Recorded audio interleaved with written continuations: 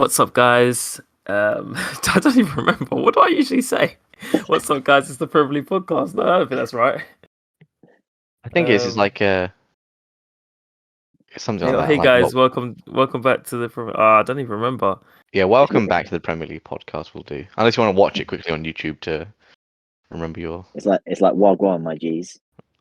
Oh, go on, my G's. We back. Hi, ease. We're talking about the ting. We're talking about the ting. You man ain't ready. You ain't ready for hang this. on. Jack drops some fire on the on the Discord. Or just come up with a new one if you want. Went to IKEA, bought some shelves. Who did I see? That guy Welbs. For goodness sake. This is almost a better intro than the first one anyway. I can't be able to find the video. Okay. What's up, guys? We're back, Premier League podcast. It's been a while. This intro is different, and I know because I don't remember what the old intro is. So we're just going with fresh and new. I'm here with my two good friends, Jake, Z. How you guys doing? I'm doing well. How are you doing, man? How are you, Jake? Yeah, I'm good. I'm good. Good to be back. It is good to be back, yeah. I swear every time we do one of these, I say, it's been too long. We need to do better. It really has. I think the last time was like October, like pre-World Cup. Wow. Yeah, you're right. Yeah, it was. Jeez. Yeah, we need to be better at being consistent, and it's mostly my fault as well. I'll admit that. Yeah, it's mostly my fault. So all our thousands of fans out there, send all the hate my way. all our ones are fans. Ones. There's no need to shoulder that burden. This is still Liz Truss's fault. I couldn't record a podcast because I had to choose between staying warm over the winter or, with couldn't afford it. We're back now. Our opinions, that's true. Our hot takes are here now. In fact, those hot takes are the only thing that kept me warm over the winter. Thank you to Jake. Much appreciated. I'm glad my hot takes kept you warm over on the group chat. That's good. I will be charging you £5,000. Now I know. That's right. I'll take off Lukaku's recovery fee. There's money going spare. Go to the Lukaku fund. Oh man! If the group chats, your messages in the group chat are anything to go by, it's definitely going to get heated today. No. I'm a very calm and very rational individual. Are you? Okay. Yeah, man. Very level-headed, very calm. Okay.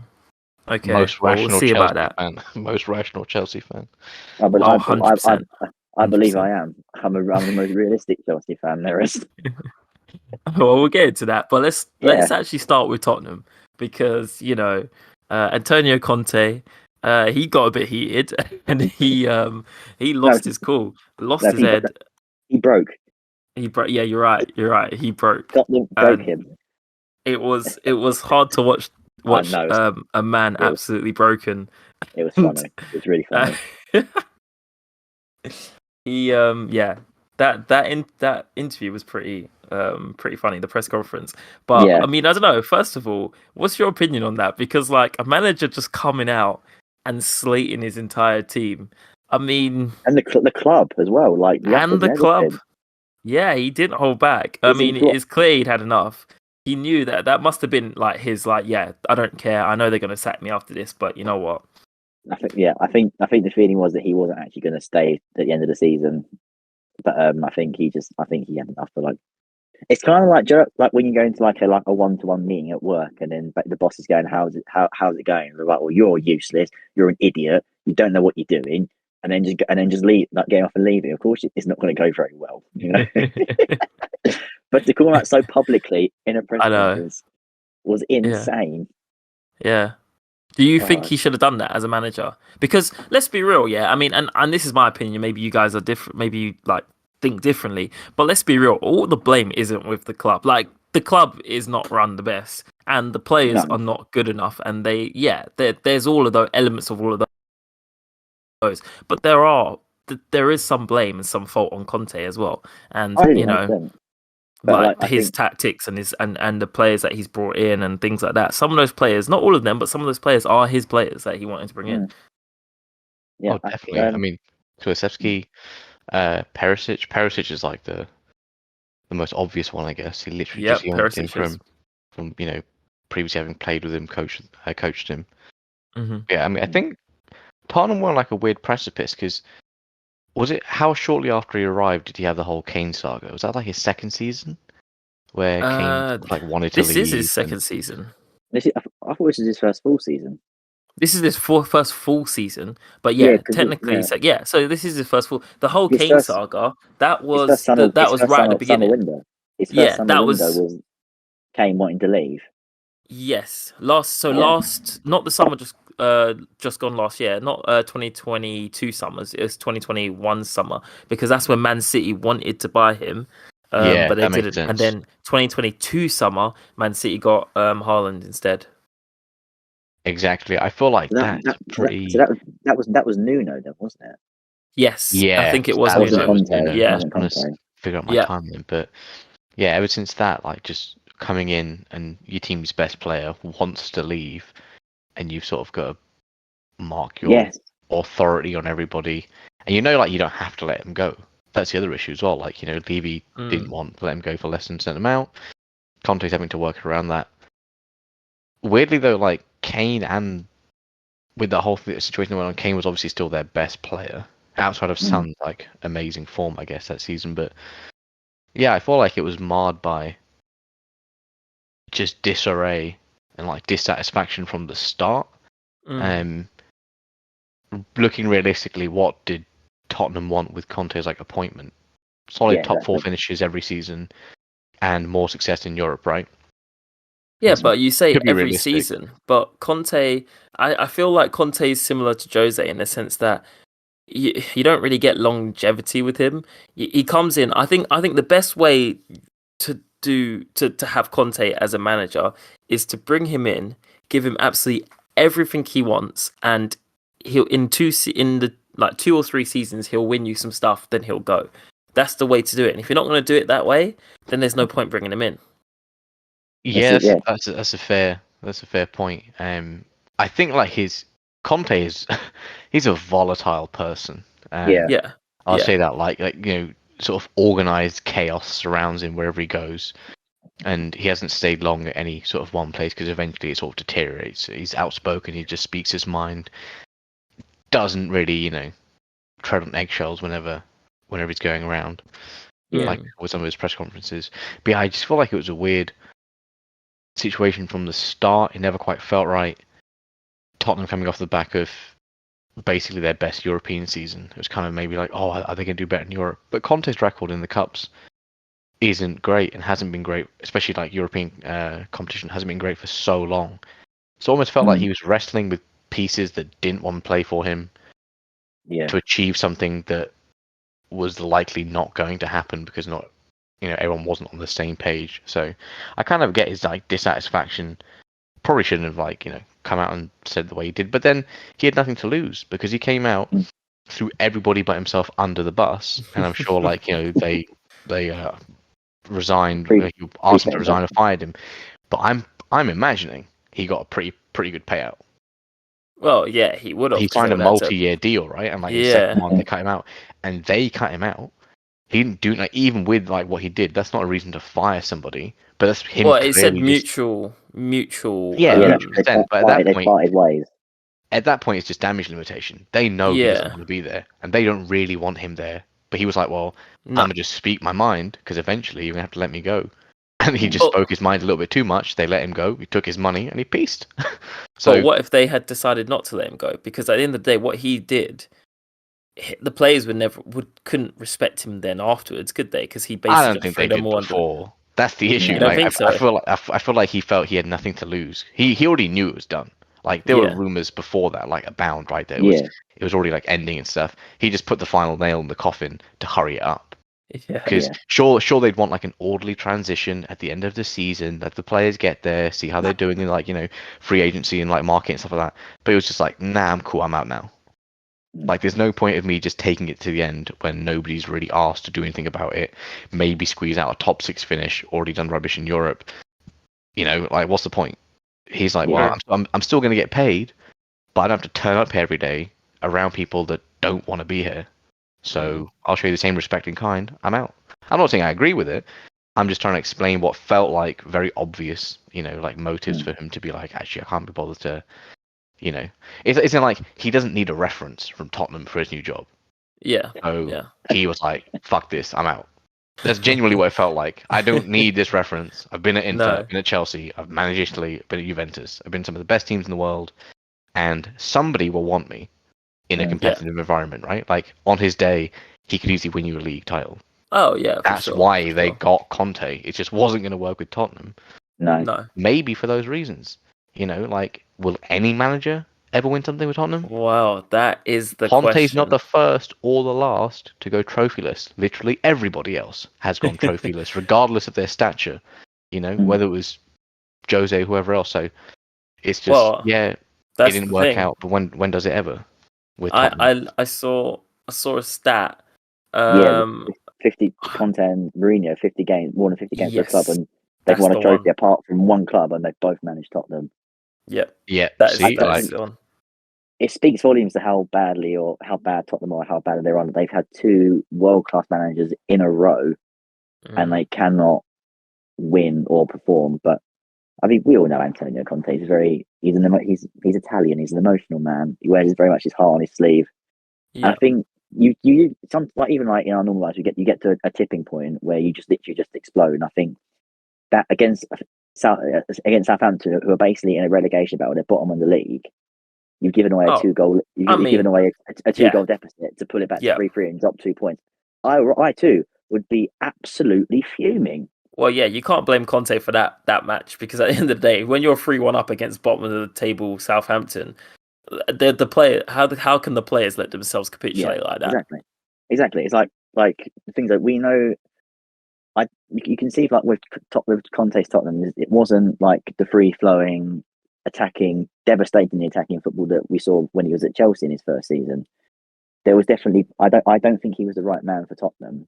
They just wanted they wanted a big name to go. Look, we can attract these big names, and also to keep Harry Kane on side, because that was the main thing. That is a big thing. I do think that was a big thing, because I remember them talking about Harry Kane wanting to leave, and then when Conte joined, them saying Harry Kane will stay as long as Conte stays. Yeah, I remember.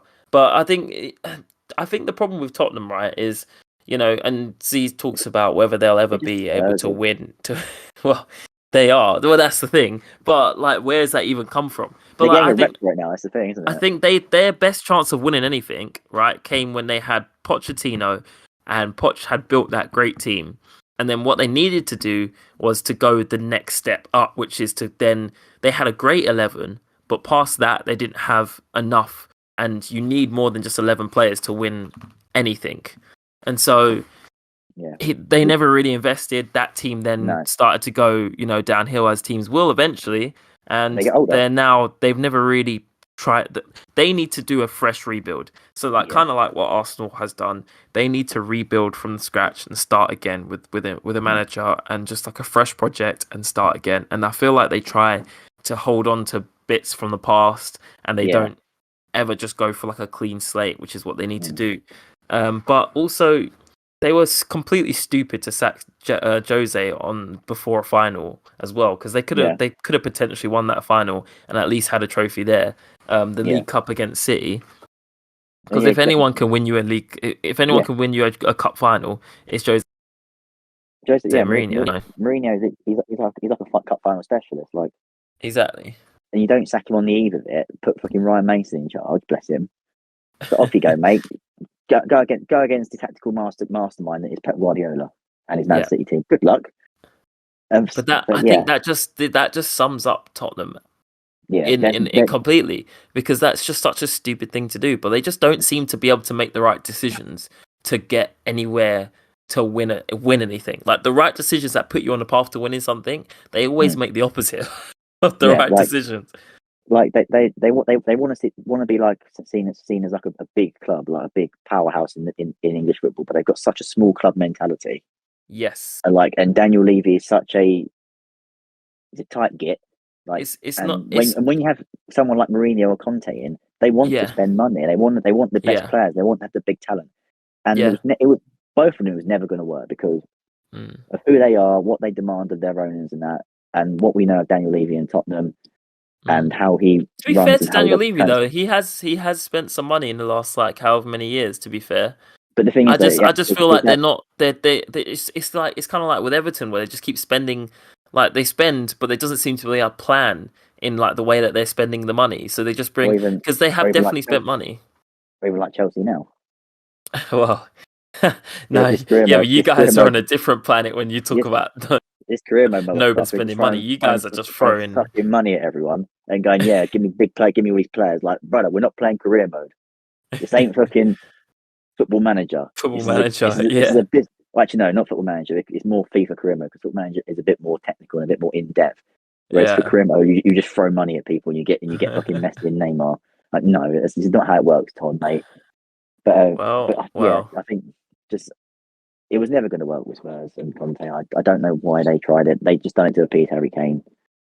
But Maybe, yeah, maybe. there was the thing like when like they after the his press conference, Conte just like pissed off, and he was like pitched on a Ryanair flight while like the club were deciding his future, which I think is bloody hilarious.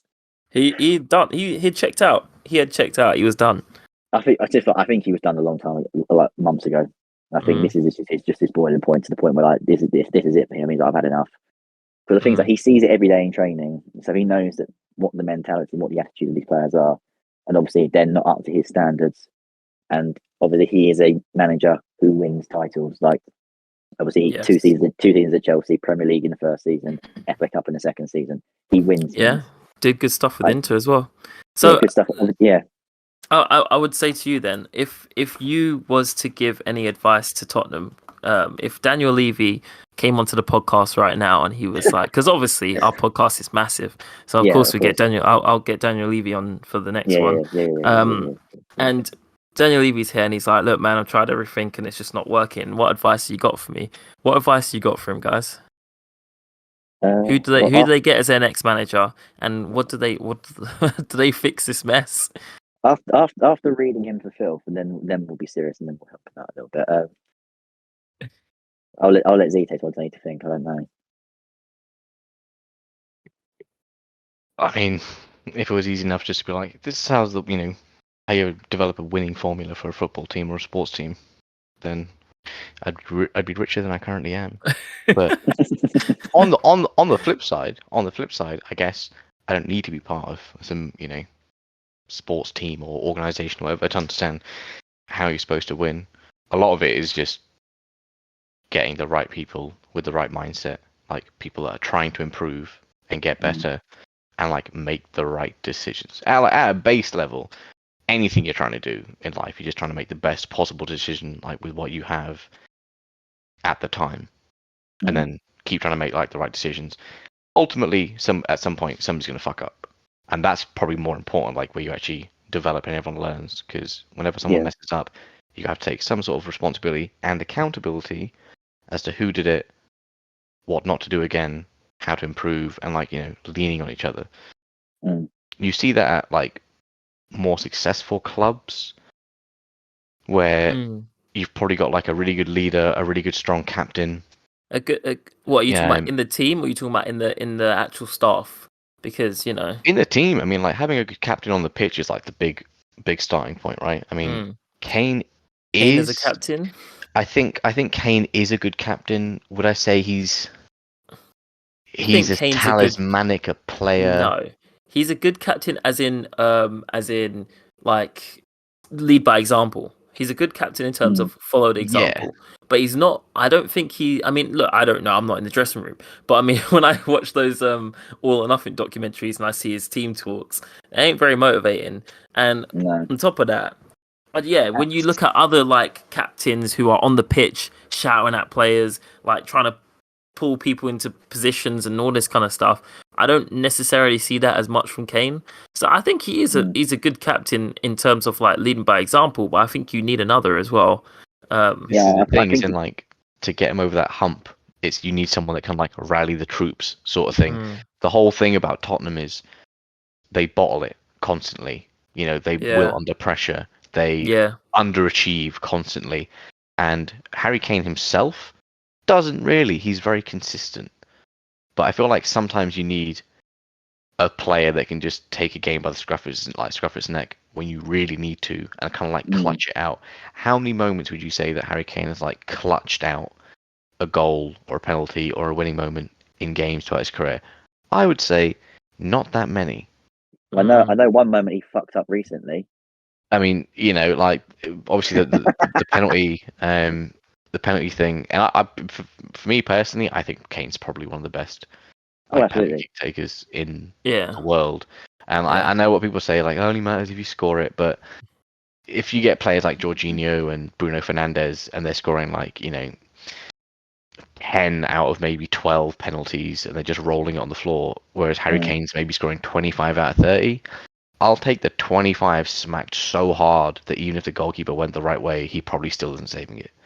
yeah, Over the ones where you basically try and gimp a goalkeeper out by doing a fucking triple jump before you roll the ball. Like, it's so stacked against the goalkeeper in that situation. I'll go yeah, with the guy with yeah. the better but the technique. things are how many of those little jump skip penalties get saved? Quite a lot. Yeah, well, it's the Well, thing not because for Jorginho and no, Bruno Fernandes when they though. go wrong, yeah, like there's no power behind them. But when Mm, you get it right, like the whole thing is like you see the goalkeeper standing on his line, and they're always trying to stay on their tiptoes, right? So they're like reacting as quickly as possible when both their feet hit the Mm, ground, and all they do is just wait for them to like yeah. shift their body weight after one of their steps down, and Mm, as soon as they're going one way, you're done. Like if you can react quickly enough, so it's almost like you feint with your upper body, try and go somewhere, see the goalkeeper move, and then without looking, you just like tap the ball the other direction.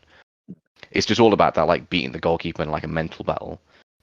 they probably Whereas, practice obviously a lot as well to yeah, get it down to loads that level. Because I to don't get think that timing. that hop I don't think that's actually an easy way, even though it might look easy. No, I, it's I don't just think I it's don't think actually it's an easy at easy way all. to score it. it's just a different. It's like I don't know, like a tennis player Mm, mastering a drop shot rather than Mm, somebody just smashing it down the line for a winner every single time. Like drop yeah. shots catch you by surprise. It's that sort of like Yes. gamesmanship almost. But Yeah. for me, I'm just like, nah, just smash that shit. Like Just smash I'm it. part of the Alan Shearer school of taking penalties. Walk up, pick a spot, Bang smash it. it as well, hard as you thunder can, it. Yeah. and I, just see how that goes. Because I'd much rather miss a penalty skying it over the bar than not putting enough power and the goalkeeper picks it up. Like, Yeah, well, it's yeah, like a that's Panenka, isn't not it? The gonna work. Panenka looks great when it goes When in, but it when goes it right. doesn't, you look boy, like a do you knob. look so stupid. But this is the thing, like, in too many big games, I guess I feel like knowing Harry Kane's there, you're like, oh, if only they get a penalty, he'll be scoring it. You never really see like a goal from open play or like a goal at the death. And that's a big thing because look at other captains. Look at like Gerrard. Gerrard didn't like win the league, but whenever there was a cup around and Liverpool were down, you were like, as long as Steven Gerrard can pull some bullshit out of his hat, they have a chance to win this. Not stay in the Istanbul. game to win this. Like Istanbul, Mm. the Mm, FA Cup final, like so yeah. many moments where he's just clutched down. I feel like, is that a sign? Do the best teams have like the best captains in high pressure like situations? Is that how they win stuff? I I think don't think there's an element of that. you There's an element of you that, but I think there's more. I think you need more than that because one man can't carry a team, mm, to a trophy or no, whatever, yeah. unless you're Cristiano Ronaldo, and then you Or can do yeah. it with Portugal and Czech. I mean like you don't need like clutch players and that. Obviously, like You do, Chelsea had Didier Drogba, like he was Didier absolute Drogba, the king exactly. of Wembley. Like anytime you needed him in a clutch moment, especially in our first Champions League, whenever we needed him, the man was there with a goal or an assist. I'm like, Yeah, he's yeah, absolutely like a big game player, like 100%. unbelievably big game player. But I think for Tottenham, what they probably need to do, they They need need to like to they rebuild. first of all, I mean, I think all the fans have done this already, but I think they need to accept that Kane's going to leave, which I think everyone has done. apart from probably Daniel Levy. I don't know if he's done that, Yeah, but this but point all the seems. fans have pretty much accepted that. But what they should do is kind of like what Aston Villa did, in the sense that when their big player left in Jack Grealish, they got loads of money for him. They're gonna get loads of money for Kane probably. Absolutely. So use it and like Wisely. spend it on buying like smart buying players. Like, use your head, get some good players in. But I think they need to do what like Arsenal did, in the sense that just start again, fresh project, new manager, fresh project, start again, get rid of some of the old deadweight like players that are there, Yeah. and just completely start again. Obviously, that's going to take some time, but I think going for Poch, like it could work, but I just don't think it will. Like I think it's going to be. It's going But to the be thing is, relying too much on like the past. Do you know what I mean? Like on yeah, I nostalgia. think they need to move part. They need to Move accept the fact on. that Yeah. the team that they had in the mid to late 2010s are Mm. are getting on the like Harry Kane's like what 30, Son's like 31, I think as Yeah. well. Like Eric Dyer's getting into their 30s. Hugo Mm. Lloris is like 36. Yeah. You Just know, like see all of these players that they need to they've had accept for that they ages. need to accept that these quote unquote glory years that they had, where they were in some relative terms challenging for titles. Like they got one fluky Champions League final, and they put the pressure on year. And then the time they came, and then the time they came third in a 2-horse race. Like those sort of those sort of things, they're gone. So it's just, I think for Daniel Levy, I think the best thing for him to do, if he, I mean, I'd say him to just sell the club to someone else who's got a bit more money, Well, and I think he should do that. take the club further, get these world class coaches in, give them the funding, give them the talent that they need to make Tottenham a force again. But I do. under I think they should do they're not that. going to do that. They're not going to do No, that but because like remember this. My question was, what should Daniel Levy do? So we're doing in hell, this scenario, Levy's staying, and that's what's going to happen in real life. Because well, Daniel Levy well, I isn't going tell to him he's leave. well, that's telling him he's a very silly boy. No, but yeah, I think if Levy, if in his hypothetical scenario, Levy graciously come on our podcast to talk to us, I think Yes. I would say he just needs to accept that, like, let the past in the past. Like, you had Let the those good past. times.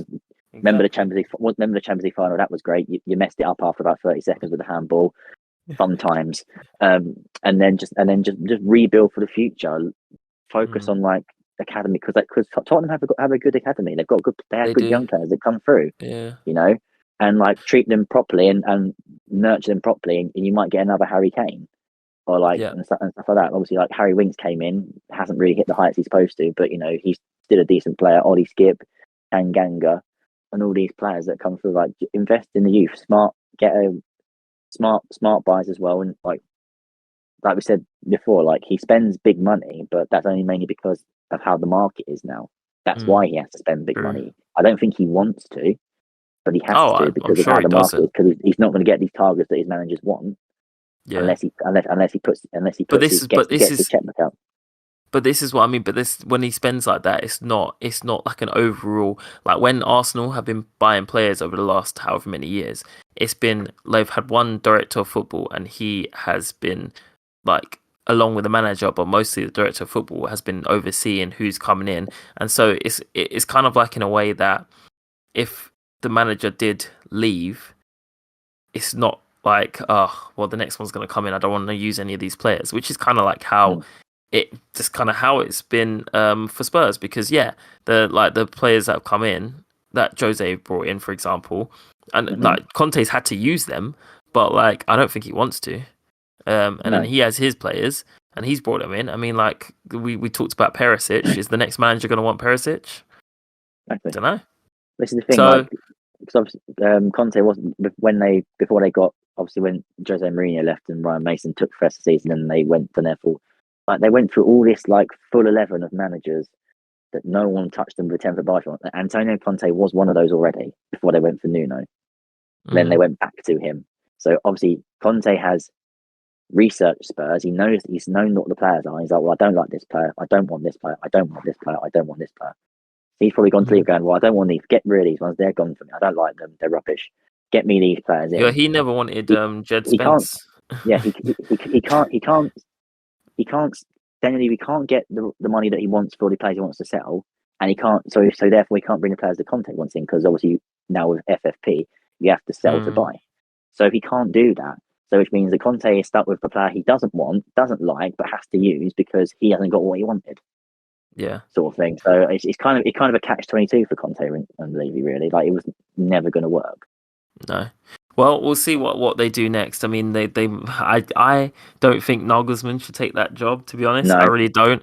But you know, he is available. I could very much see Spurs going back for Pochettino and making it a big deal and like, oh, Poch is coming back, and I worry for them because I can't. They might just end up ruining the legacy that he built there, which is such a massive legacy. He brought that he was obviously at the helm for those glory, quote unquote, again glory years, they were young players. So obviously he has a reputation to bring it.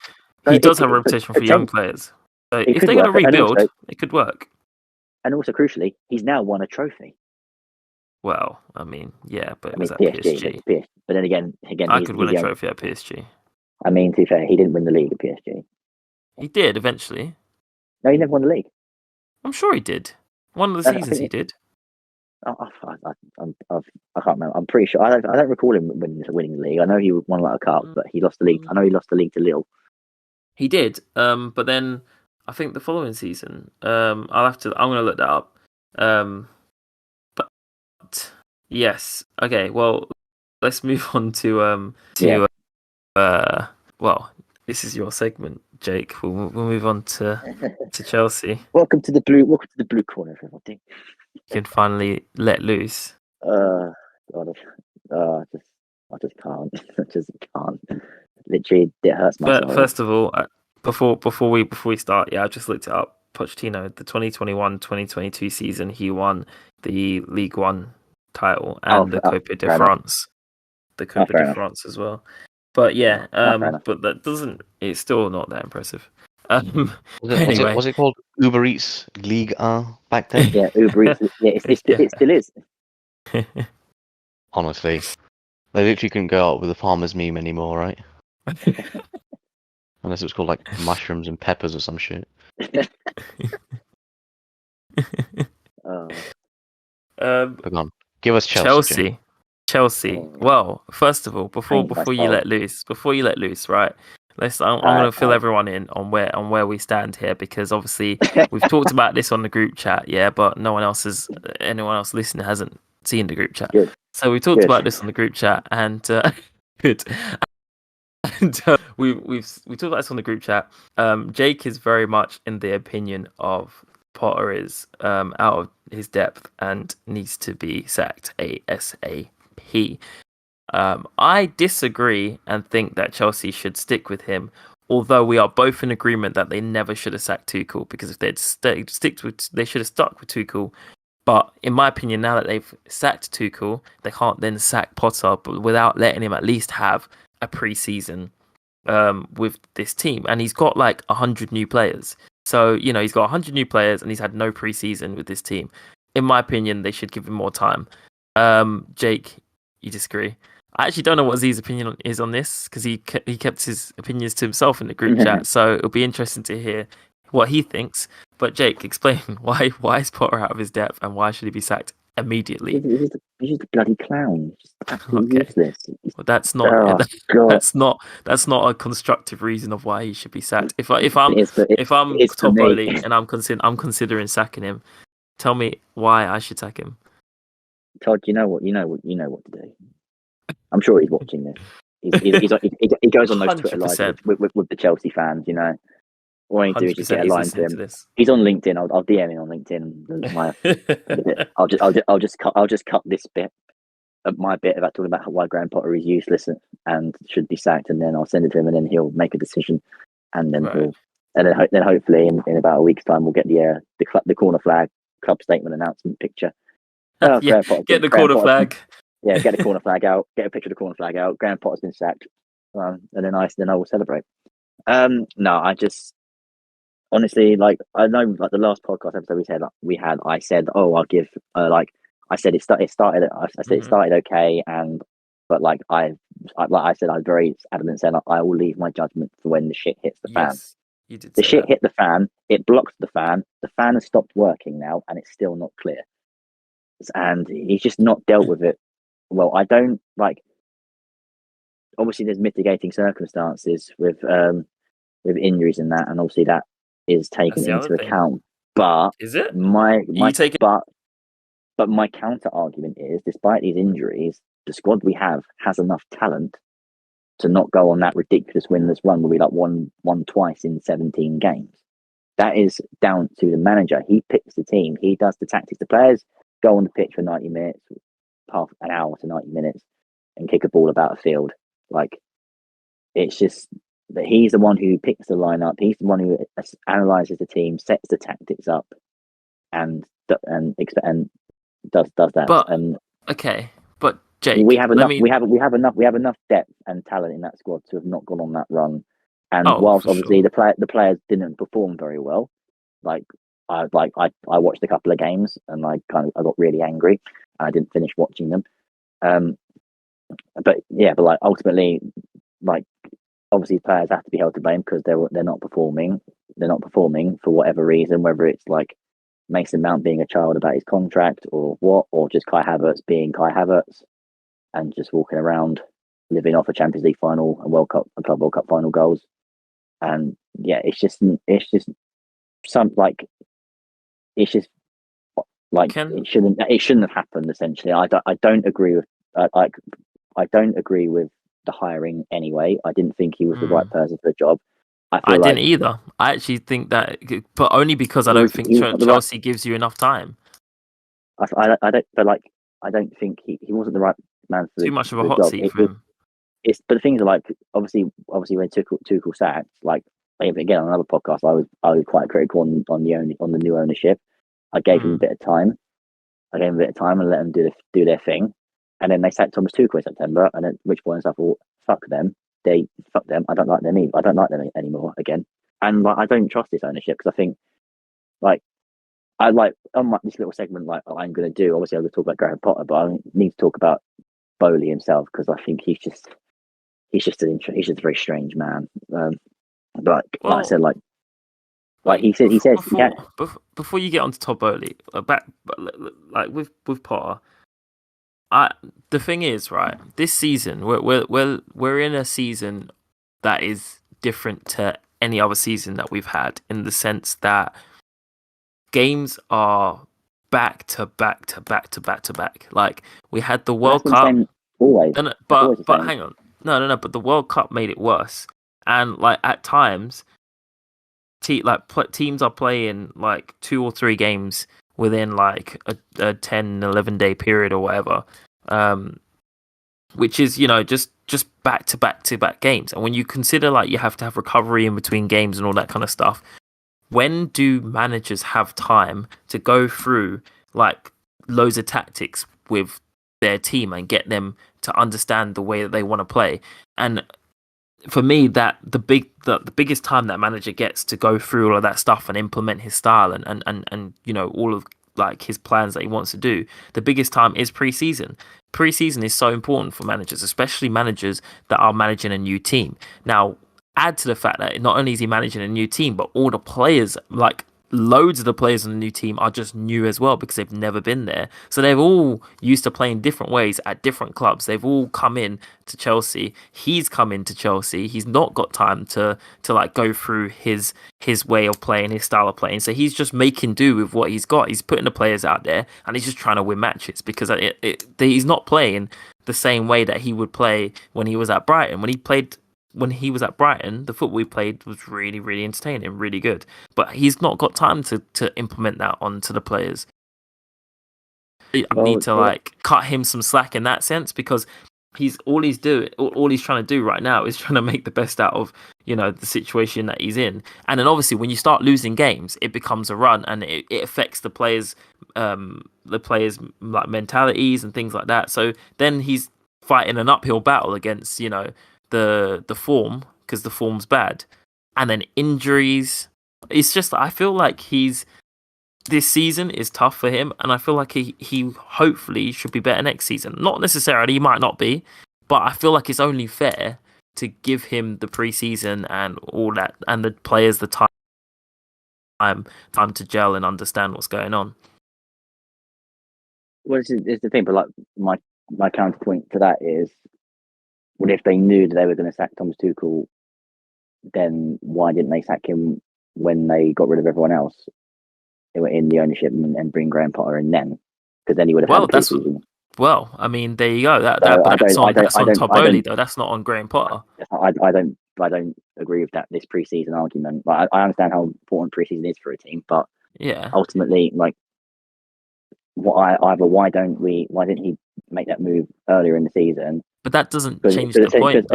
Essentially, it's just disrupted the entire team. But also that's on Todd Bowley. That's not on Graham Potter. This isn't. We're playing like a mid-level team. This isn't Brighton. This is Chelsea. Brighton is Graham Potter's level. He needs to understand that. He needs to know that he's at best a mid-table I think he can manage a big team. I just don't know if Chelsea was the right one for him because it's too much of a hot seat.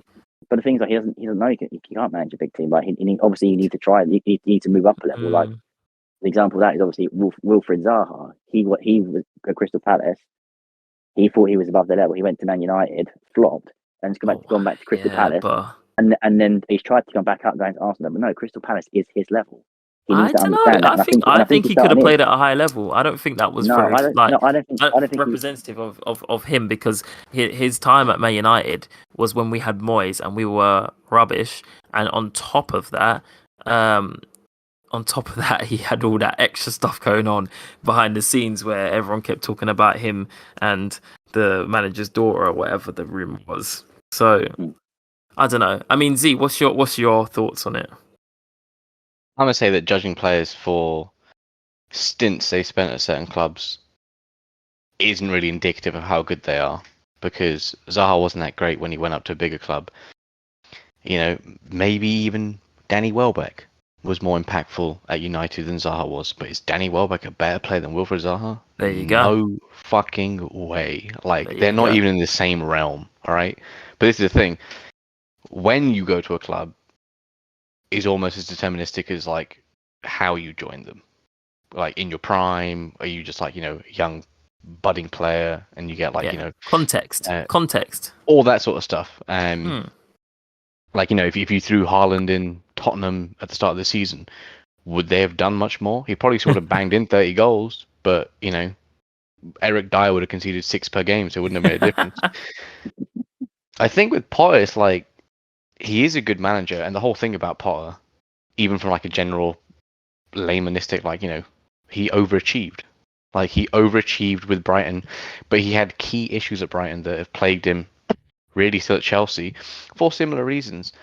Like, Brighton was decent possession team, quite creative, played fairly advanced and like a higher line, and were more combative against other top teams, which is where he got lots of praise, because they could go toe to toe with City for maybe 15-minute periods either half, and that was enough to maybe eke out a draw. That's impressive. Other teams just got shit stomped, like Southampton. But now that he's at Chelsea, you know, like, one of the fatal pitfalls of him at Brighton was his teams couldn't finish.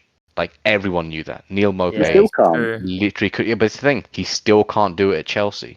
But was that Neil Maupay though, or was that Potter? Because Neil Maupay still can't finish at Everton, so he still can't finish. He still can't finish. Him.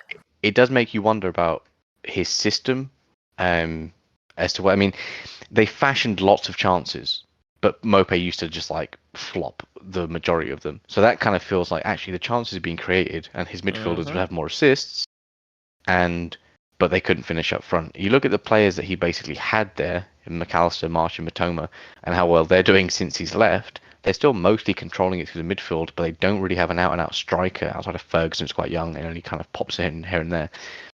But they haven't really been able to finish. But guess what? The midfielders picked up that slack after the years of playing with Maupay and him not finishing shit, and they're banging in goals left, right, and centre.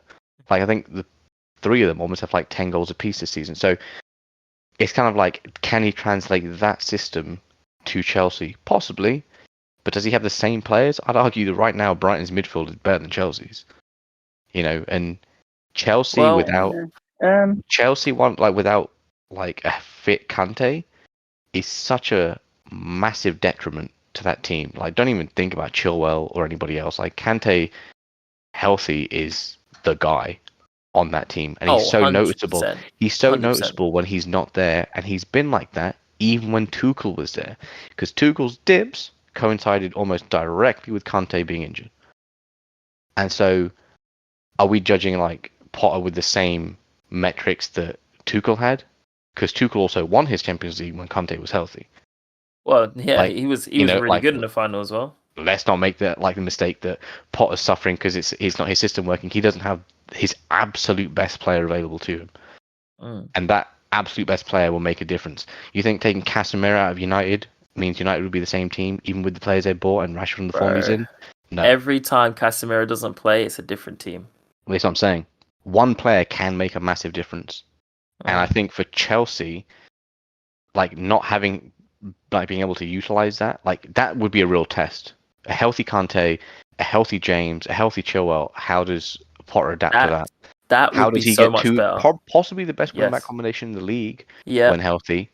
It's a shame about Reece James because he's bloody good, but the boy's Reece body James is not great. built for No. the high No. impact style that he has, seemingly No. anyway. You know, because we look at like Saka, we'll talk about them later, but Saka's built like my nan, and he's played 72 games in a row in the Premier League, and Reece James is built like R9, and he can barely string two together. So you know, there's other things to be said as well. Like, is the conditioning at Chelsea really doing the players a favour? See, It doesn't that's help interesting as well. You said about conditioning because when I'm gonna compare it to United and when Ten Hag came in, obviously last season we had Varane and Varane wasn't when he played made a difference, but because he was too injury prone, he could never string together like solid run of games. He would always have like maybe 2 or 3 out for a few, 2 or 3 out for a few. This in the summer, Ten Hag knew that, and so he put his coaches to work, and they put together a separate like recovery and training plan for Varane to help build his strength, but also to help keep him fit for this season, so he's out less. And Varane has been injured so much less this season. He's played pretty much most of the big games when we've needed him. Well, he had that. Him and Martinez have been our main centre back man. pairing, and that's from from Ten Hag and the rest of the coaching department realizing that okay, this player needs to be managed differently because he is more injury prone, and it's had that He's positive aging. effect. He's got more And he's miles on his aging. body. Exactly. You need to treat people, I think, individually like that. Varane had the big 100%. scare right before the World Cup. Remember? And they thought that he might not play at all. He might even miss longer parts of the season post World Cup. He played. They got to the final. He had a pretty solid tournament. He's been great for United since being back.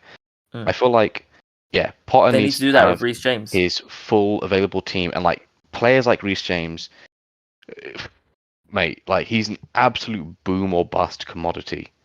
You know, like he could go off for a quiet game. You know, might score an own goal, or he could bang in 2 rockets and set up a couple of assists and completely dominate their right hand side.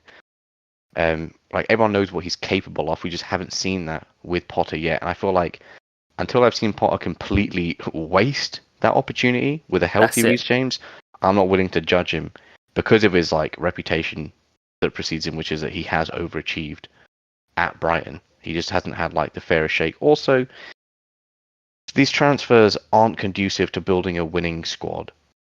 You know, like if you put saffron, caviar, and avocado on a plate, I can't do shit with it because I don't know what the fuck I'm doing.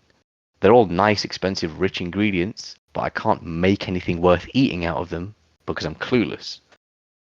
So getting clueless transfers, like Burley does with his big ticket stuff, like how is that helping? How does that help? Where you're like, I really need something specific. I think a little bit lemon. It's like, I got you some car oil. It's on offer on eBay. Nice one, mate. I'm gonna chug that down. So I feel like Chelsea are.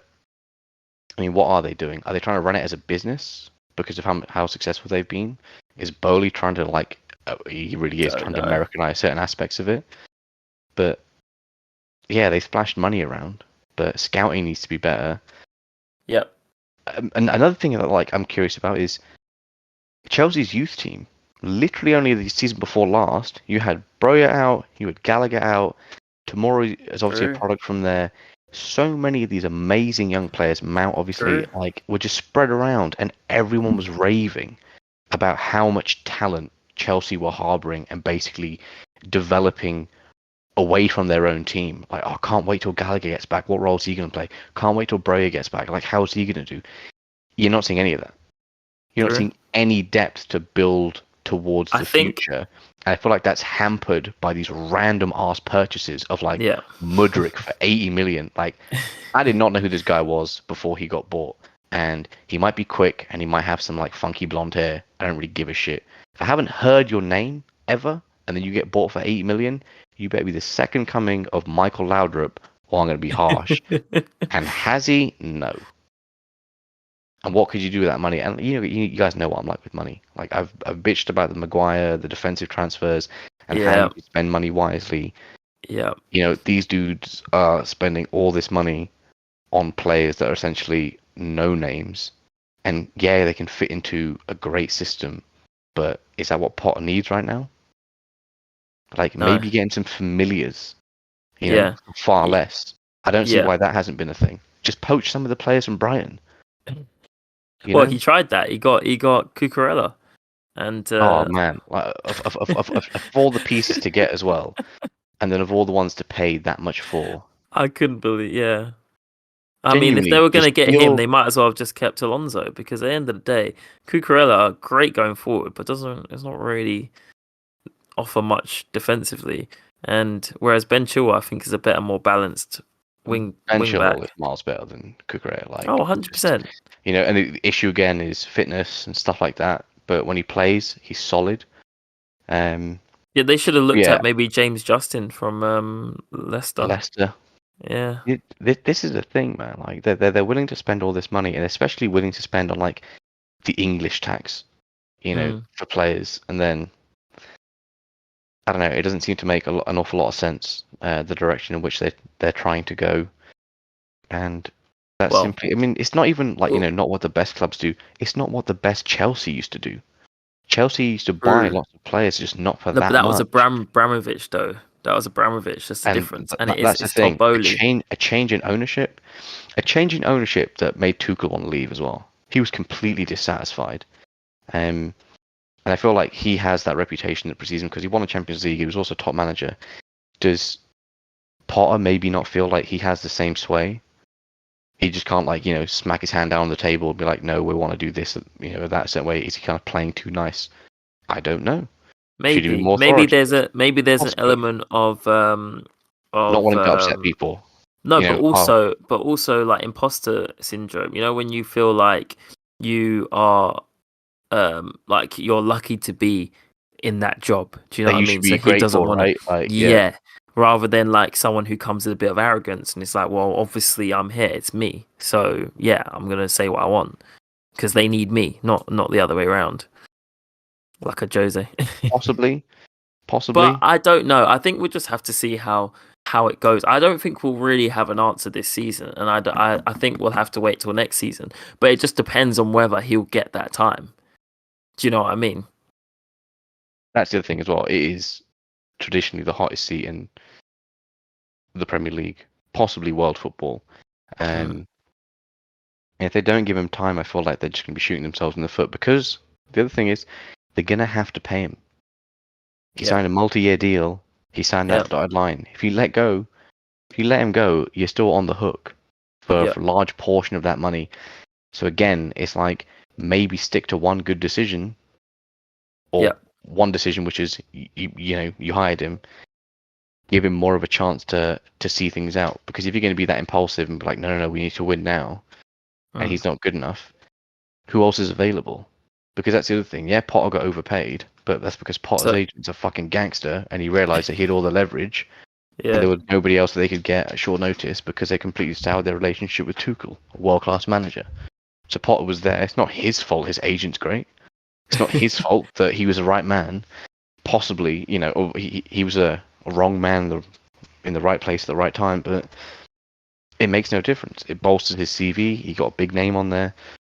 His Brighton reputation will still be able to carry him and get him another Premier League job. Especially Yeah, for for sure. some I of the think other so. teams. You think if Southampton or Wolves or anybody else lose their manager in the next year and Potter's available, they're not going to get him. Oh, for Like, sure. But I he's think he can get higher infinitely than that. employable. I think he can get higher than that. And is he going to pull a Conte and completely blow shit out of the water? No, which makes him more employable, especially for employers that want somebody that toes a company line and doesn't speak out of turn. So I get it for Chelsea fans. I don't think it's all down to him. No. It's also just like, your club's in a bit of a tiff. They don't really know what they're supposed to be doing, and that's just playing through. I don't know if like a rebuild or tearing it down is going to make a difference at this point. You may as well ride out the wave. And also, given everything, it's like just how bad contextually are Potter's Chelsea doing? Because what, they're mid-table and 4 or 5 points away, I think, from Liverpool.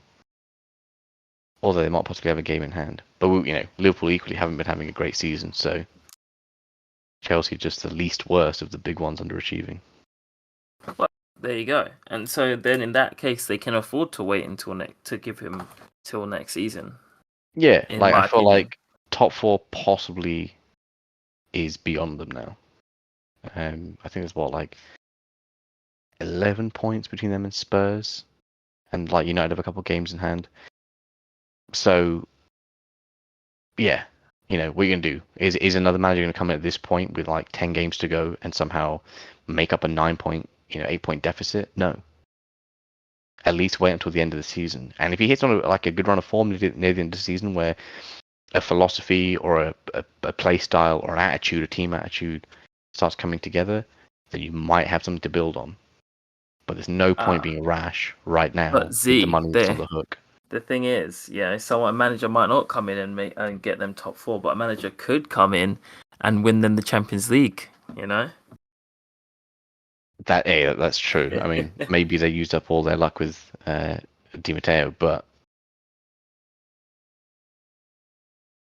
you never know. I don't know. I feel like it's such an impulsive boardroom over there where they demand success immediately. But Yeah. I don't know. Maybe it's something to do with the players. Maybe they don't respect the new ownership. Maybe the ownership doesn't have that same pull, where they might think they're entitled to demand it, and the players like, nah, we're good. We don't actually like you. I certainly wouldn't give a shit and do my best for an employer I didn't like. Professionalism be damned. Sometimes but they do that. They do have a sense of like when things are not going well or whatever, they just down tools. It seems to be a mentality thing at Chelsea, at least in previous years. But I thought that's what they wanted to change with the new ownership and with getting Potter in, and they're going to go a different route. No more sacking managers on an impulse. No more, Yeah, I mean, more long term. I don't follow Chelsea closely enough, game by game. But if there are tactical decisions that like Potter's getting wrong, well, Jake, you can answer that. It'd be good to know where he's stumbling.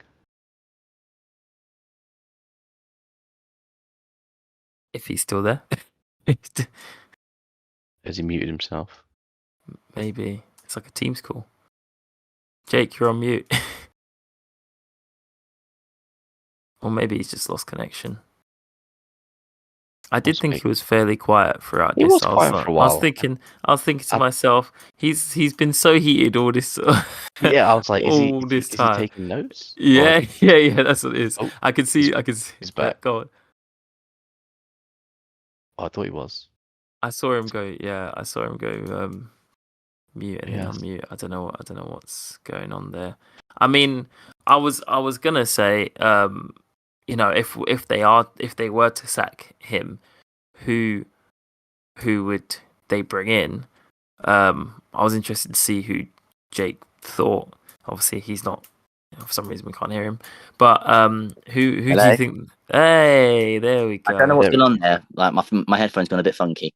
I wondered why you wasn't listening to what I was saying, because I was talking and you weren't listening. I was thinking the entire time, why is he so quiet? I'm Yeah, saying I'm same. talking. I'm interjecting. I'm like, well, why are you not listening to what I'm saying? You're just Just carrying on completely talking. ignoring you. This Just is a great ignoring section about Chelsea, and I'm not even talking, and it's my team. you. But yeah, I think something's gone with my hand. Let me just try something quickly. Put my headphone back in. To be fair, you sound fine now. You can leave it as it is. Can you hear me now? We Yeah. we can hear you. Say something. Yeah, there you go. Hello? Am I here? Yeah. We can hear you. We can hear you. Live technical difficulties. Is Wow. great. Can't even edit that one out. Don't worry, guys. You got to experience live technical we can't. difficulties on the podcast. Yeah, exactly. This is unskippable content. I mean, I've got so much more notes on my laptop to talk about. But Go for it, because you have been quiet for time. So that's because, yeah.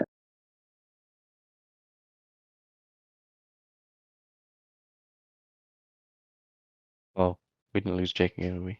yeah, I think we have. I thought that might have just been me. I don't think. You know what it is. Yeah, whatever opinions and stuff he's got to say, it's so left field. It's so obviously wrong that the program's We just still like can't nope, handle it. no, yeah. It's like nope, I'm not gonna publish that kind of content. Well, okay. I'm gonna. Who do you want them to hire? Who would you want them to hire? D. I don't even know who's available. Well, Genuinely, I mean, I feel like I guess Nagelsmann is the obvious one. Conte, True. Poch. I mean, what type of manager do they need? You know, someone that can jump in and immediately grab something. I mean, that's the type of managers Ancelotti they is a seem cup to like in the specialist, past. you know, and they had him for a bit, but I'm just not sure. You know, But I feel like with their Ancelotti's youth at players. Real Madrid. Oh, he's returned. Am I back? Hello. There you go. Hi. I'm back. Here we go. I don't know what's going on with my headphones and my microphone. Because I'm not on mute, which I think is really annoying. So I'm about to take my headphones out and I'm just literally like talking to like on speakerphone. Just do that. Just do that. Yeah. Like You I actually said, sound clearer like that, to be honest. okay. Like I said, I'm saying like I don't know who we would go for, who's available. Obviously, Nagelman's now available now, but again, I don't know about Nagelsmann, Poch. Not Archie's a bottler. Conte's available. I mean, and there's Zidane, Zidane. Luis Enrique. Yeah, Luis Enrique, exactly. But Nagelsmann obviously seems like the obvious choice. Obviously, they want like a young manager to head up a project. But like, after seeing all like what's come out about like what happened in his last couple of months at Bayern, doesn't make for good viewing. Literally, like Sadio Mane stepping to him and basically scaring the crap out of him after beating PSG. Like that doesn't read good. Like as a person who like with someone with big egos, losing respect to the players, like letting for example, the players have too much control. Yeah, dealing with someone with an ego, like I don't know, like Hakim Ziyech or Alba or something like that. Like they step to like Nagelsmann, is he going to back down and shrivel like nothing, like down to nothing really? And then that's going to lose the respect of senior players in the squad. But like I haven't actually read this, you know. I haven't read this. Yeah, it came out a couple of days ago. Like Sadio Mane, he was annoyed. He came on like 8 minutes to go, and he was really annoyed about it. And he basically like in change after the game, he basically just had a go at Nagelsmann, and like reports are saying, like insiders are saying, like Nagelsmann was quite intimidated by Sadio Mane. But yeah, so it doesn't really make for good reading on Nagelsmann's part, really. No. But I firmly believe that Graham Potter is not the right man for this whatever project that. Despite the points that Z brought out and that I brought out, in the sense that, you know, he's not really had the proper squad with the injuries and also the time to, you know, implement it and all that kind of stuff, and Todd Bowley with his trigger finger buying spree. It doesn't, like, for me, it doesn't, like, you're either right for it or you're not. You can't just like walks in there and then like see that maybe we'll make it work sort of thing. Like he's not the right man for the job. I do believe. I've said this on the group chat. I feel like he's our Solskjaer. He's just out of his depth a little bit, really. No, but listen, But the thing is, Solskjaer, that unlike with Potter's, unlike Solskjaer, in the fact that Solskjaer can sometimes put together an absolute tactical masterclass, whereas Graham Potter cannot. I just find him extreme. I find him tactically inept and clueless. Like I've said a lot previously, like last year, like Maurizio, like Maurizio Sarri. I despise him so much. I know you do. I know the way that you talk about him. But like I could see an identity. I could see an identity. I could see what he wanted to try and do with this Sarri ball nonsense. Yeah, but he had didn't he have a pre-season with them to implement that? Well, no, it's how he does it with Lazio sort of thing. Like we saw sometimes on like the rare occasion that Sarri ball worked and it was okay, but like it's one of those ones where he didn't have a plan B. If it wasn't working, we'll just keep trying it until it works. And like it's exactly the same with Graham Potter. Literally, like if something's not working, it's like, oh, we'll keep trying. It's going to work at some point. Well, no, like you need to be able to have a plan B. You 100% need to be able to have a plan B. We can pass the ball around, do these little crappy back heels and flicks and that all around the final third, all we like.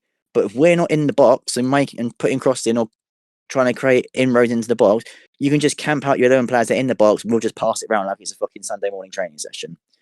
You need to have that killer instinct. His teams don't. And I just feel like it's not working. And I feel like he's relying too much on an individual moment of brilliance or a bit of luck to go our way when you can't always rely on that. Like, yeah, we have some extremely high quality, talented, world class players in the squad, but we can't always rely on them. Like, we can't always rely on Enzo Fernandez to do like a naughty little scoop into the area for Felix or Havertz to flick over or something.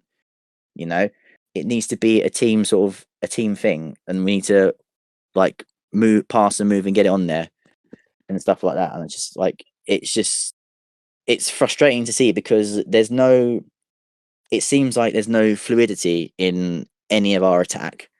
It just seems straight line, and you can defend them all the live long day. There's no penetration into the opposition's penalty box, and I think that's the frustrating thing about watching Chelsea now is that there's no. It feels too passive. It feels like you're passing around. There's no it's aggressive toothless. It's all killer instinct. You can have this very sexy front three of like João Felix, Raheem Sterling, Kai Havertz, Mudryk, and stuff like that. Like, and you go, oh, that's quite fearsome. If they're just going to run straight at you and not move and confuse and go and swap positions and stuff like that, because the best attacking teams, you see it. There's a sort of a fluidity about it. It's kind of like like water going through a river or something like that. It's slick. It's smooth. It's like fluid. Flowing. It's fluid. It flows, and like then you unlock the defense, then you go going. Whereas when you watch Chelsea, it's just like literally taking a battering ram to a steel door. You can bang it all you want, it ain't going anywhere. And it's a lot of things like of his rubbed me up again the wrong way, like coming out mid bad spell, going, oh well, the players told me it was the worst preseason they've ever had. But you don't blame your old manager for the problems that you're currently experiencing. You have to go, well, this is a problem. I'm going to try and fix it. And it's just playing the blame game. And I don't like when footballers or managers play the blame game. That's kind of like it doesn't. You need to take some responsibility. Like back in when we had Alvaro Morata, like he came in and he's like, oh, I'm not in good form because I don't like the weather here. I prefer Madrid. The fans aren't very nice to me. The manager's playing me out of position. Like Morata worked with Conte at Juventus, so he knows how it works. So that's a load of bollocks. Like, and I just like there needs to be a certain level of accountability. Yeah, but like, and then there's like, I feel like there was a report. I think it was in the Athletic or something, where basically saying like, oh, Graham Potter's complaining that there's too many players and it doesn't suit his methods. I think I might have seen something like that. And it's like, Well, adapt.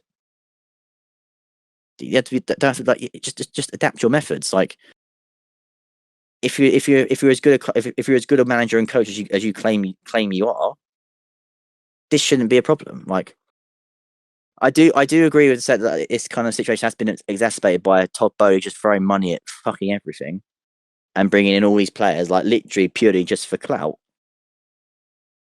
It's like, yeah, we can get Enzo Fernandez, we can get Mikhailo Mudryk. It does feel like a bit of a like he's doing it for like because it will be a big profile signing and it will make him look good and all the rest of it and make Chelsea he's being very American about it. Like Americans, like he's like because he owns like and he owns like the I think the LA Dodgers. And he has a stake this is the thing. American sports are different.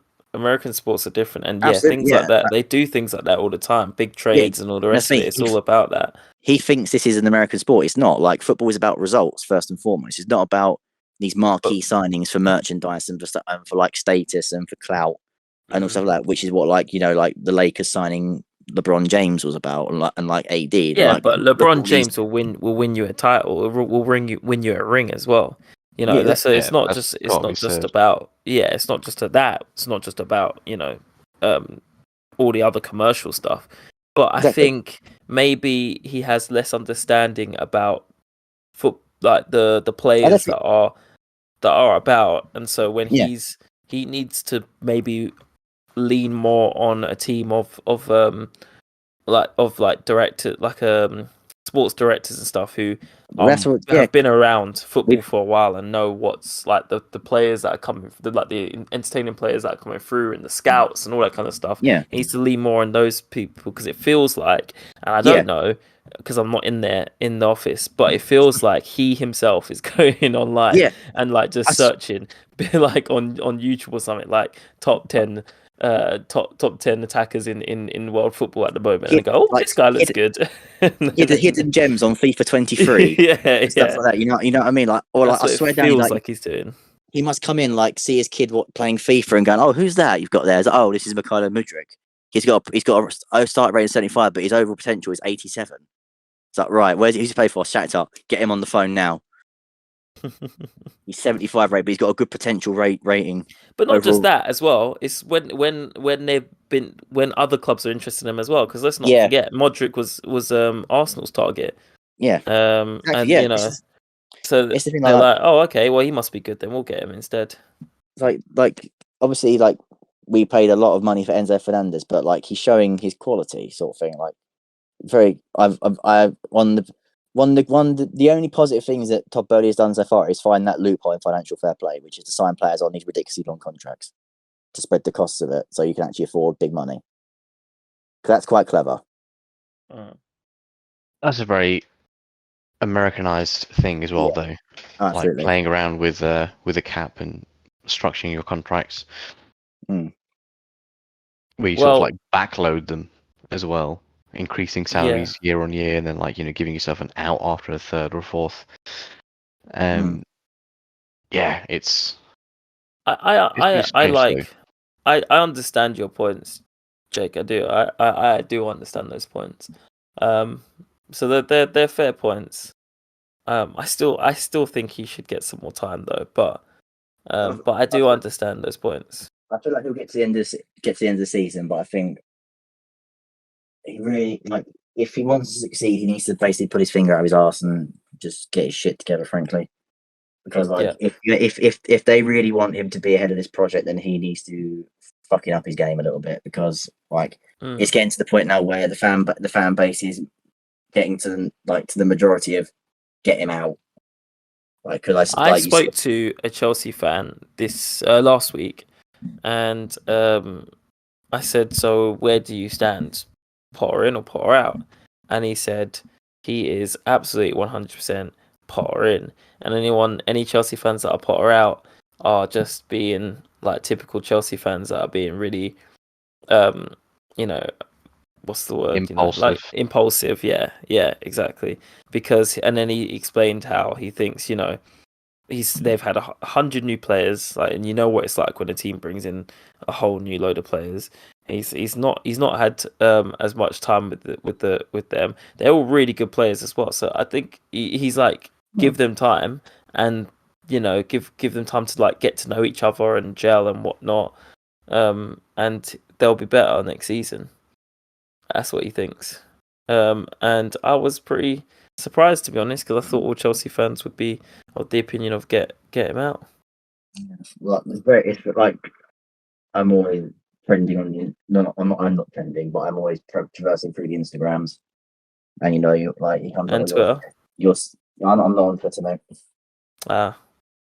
Yeah, I'm a bit old school. Just Facebook and Instagram for me. Yeah, like you come across these like pages of like Chelsea fans and that Chelsea fan pages and that, and the majority of the ones I come up with are Potter out. Very rarely do I find the Potter in.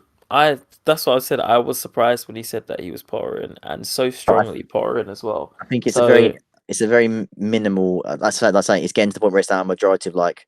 Oh, Potter, I'm sure it is. I'm sure out, it is. Like, and I think surely like with these like Bowley has like teams monitoring social medias and how they're looking on socials. They must be seeing this.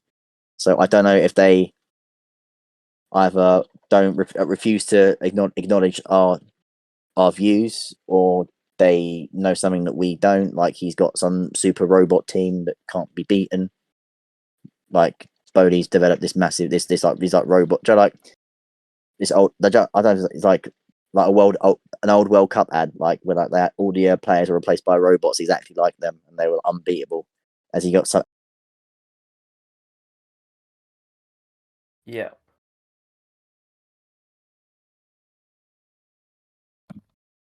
Did he just? Are you still there, Jake? I think he's lost. You think he's connected again? Well, Am I back? Yeah, you're back. You never left. Jesus you never Christ! I swear to God, man. But yeah, like I don't understand. I don't know. Like, well, I know when obviously they bought the club, I was like, oh, we've got a vision for this club. I'm not seeing this vision.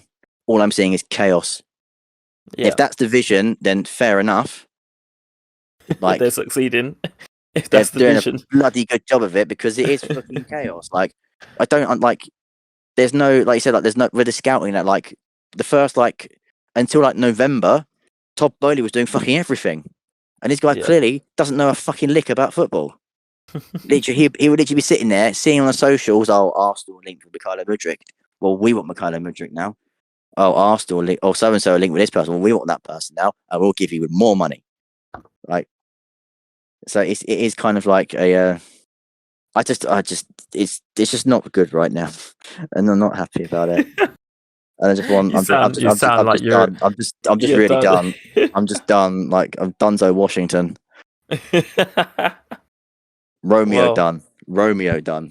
Wow. Well, I think yeah, give it to the end of the season, mate. Give it Giggsy to the end of the season. Give it Giggsy to the end of the season. No. I don't care. That literally is me. I don't care anymore. I just don't care. Channel your inner and your what's his name? Tate. What is his Andy name? Tate, yeah. Andy Tate. Don't care anymore. Yeah, I'm in my Andy Tate era. Don't care. Don't care. Don't care anymore. Graham Potter, you're a nothing. You're a fool, and you're a waste of time. Good night. Good night. Oh, brilliant. You got the job on a technicality. Yes. I think we're gonna have to call it here, because I don't know how long we've been going on for, but probably a long time. When did we start? Not a clue. But we still need to discuss Arsenal, who somehow are still top of the table, Manchester United, and Liverpool. No one cares about City because they're irrelevant. And yeah, although we can talk about Haaland because he's worth talking about, I guess. Yeah. But we will do that on the next episode, which will probably be 10 months from now. So thanks again, guys. So it's been a pleasure as per usual. We must do this more often. We should. In fact, we should meet up soon as well. So I think that's another thing we've got to do. But yes. But we'll arrange something. we'll schedule something soon because like I said, we need to discuss those next 3 teams. Yes. All right. Well, thanks for listening, and we'll catch you on the next episode. Bye. Cool. Peace.